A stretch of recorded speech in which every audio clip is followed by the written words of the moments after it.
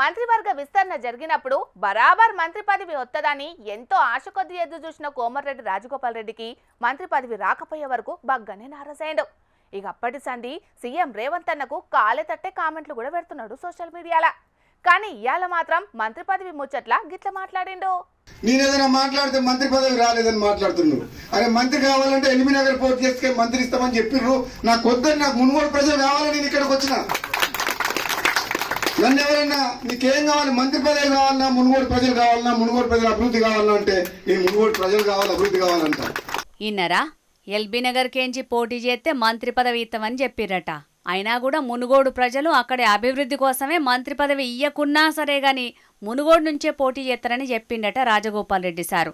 పదవుల కోసానికి పాకులాడాల్సిన అవసరం నాకు లేదు.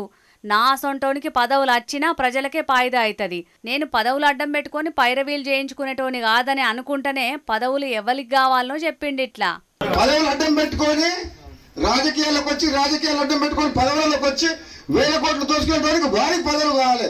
రాజగోపాల్ రెడ్డికి ప్రజలు కావాలి, రాజగోపాల్ రెడ్డికి ప్రజల అభివృద్ధి కావాలి, సంక్షేమం కావాలి. అంటే ఈ లెక్కనే చూస్తే అన్న మంత్రి వెంకటరెడ్డి పదవులు అడ్డం పెట్టుకుని బగ్గనే సంపాదిస్తున్నాడా ఏందో మరి ఆయనకే తెలవాలి. కానీ ఇక మంత్రి పదవి ముచ్చట్ల గిట్లా అన్నాడు.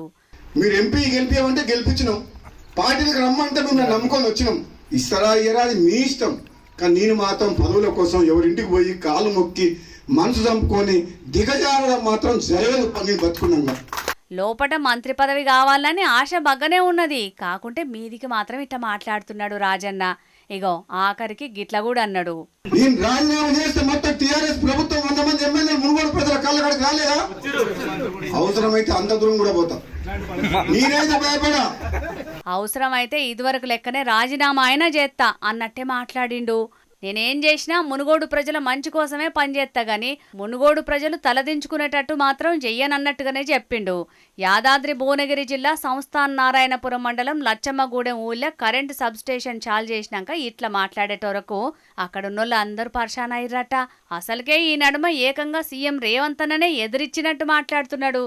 ఇంత ఇప్పుడు నిజంగానే రాజీనామా గిట్లా చేస్తాడా ఏంది అని చెవులు కోరుకున్నారట చేతి పార్టీ కార్యకర్తలు. చూడాలి మరి రాబోయే రోజులలో కోమటిరెడ్డి రాజగోపాల్ రెడ్డి సారు ఏం చేస్తాడో.